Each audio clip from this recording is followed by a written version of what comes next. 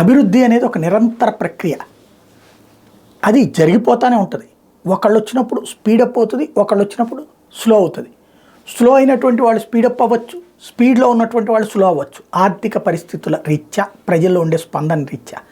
కానీ నరేంద్ర మోడీ సర్కార్ సూపర్ స్పీడ్లో నడుస్తుంది, ఇన్ఫ్రాస్ట్రక్చర్ భారీగా బిల్డప్ చేస్తుంది. ఈ అంశానికి సంబంధించి చాడా శాస్త్రి గారికి సంబంధించిన ఒక కథనం చూద్దాం. ప్రధానమంత్రి మోడీ మన 10న ఉత్తరప్రదేశ్లోని అజంగఢ్లో విమానాశ్రయం ప్రారంభోత్సవం సందర్భంగా దేశంలో దాదాపు 10,000 కోట్ల విలువైన 12 కొత్త టెర్మినల్ భవనాలతో సహా మొత్తం 15 విమానాశ్రయ ప్రాజెక్టులను వర్చువల్గా ప్రారంభించారు. అంటే ఒకే రోజు 12 విమానాశ్రయాలను కొత్త అధునాతన టెర్మినల్ భవనాలు ప్రారంభించారు. ఇవి కాకుండా ఇంకా డాటియా, ఉదయ్పూర్, జోధ్పూర్ మరియు రాజమండ్రిలో కొత్త టెర్మినల్ భవనాలకు కూడా శంకుస్థాపన చేశారు. స్వతంత్రం వచ్చిన తర్వాత ఒకే రోజు ఇన్ని కొత్త విమానాశ్రయాలు విస్తరించినటువంటి టెర్మినల్స్ మరియు శంకుస్థాపనలు, ఇంత పెద్ద ఇన్ఫ్రా కార్యక్రమం జరగడం ఇదే మొదటిసారి.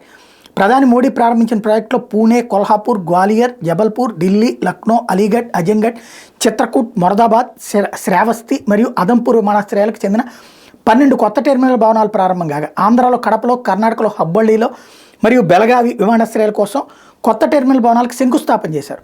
పైన పేర్కొనగాక 2023-24 ఆర్థిక సంవత్సరంలో airports authority of India Chennai, fort Blair, Surat మరియు తిరుచినాపల్లి విమానాశ్రయాల్లో అత్యాధునిక కొత్త ఇంటిగ్రేటెడ్ టెర్మినల్ భవనాలు నిర్మించి ప్రారంభించింది. అంతేకాదు కాన్పూర్ విమానాశ్రయం, రాజ్కోట్ అంతర్జాతీయ విమానాశ్రయం, తేజు విమానాశ్రయం మరియు మహర్షి వాల్మీకి అంతర్జాతీయ విమానాశ్రయం, అయోధ్యధామ్లో కొత్త టెర్మినల్ భవనాలను కూడా ప్రారంభించారు.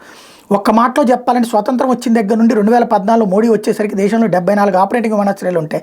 ఈ 10 ఏళ్లలో తన పాలన మోడీ వాటిని 140 వరకు తీసుకెళ్లారు.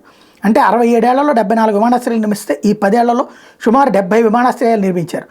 అభివృద్ధి అనేది ఎవరున్నా జరుగుతూనే ఉంటుంది, అది నిరంతర ప్రక్రియ అని కొందరు కాంగ్రెస్ అభిమానులు చెప్తూనే మోడీకి పాత పాలకులకు తేడా ఉందంటున్నారు. అయితే మోడీ దేశంలో ఎన్నడూ ఊహించిన వేగంతో కొత్త ప్రాజెక్టులు మొదలుపెట్టడమే కాదు, వాటిని సకాలంలో పూర్తయ్యేటట్టు కూడా చూస్తూ శంకుస్థాపన మరియు ప్రారంభోత్సవాలు రెండు తనే చేసినట్టు ప్లాన్ చేసుకుంటూ ఎక్స్ప్రెస్ స్పీడ్లో ప్రాజెక్టులు పూర్తి చేసుకుంటున్నారు.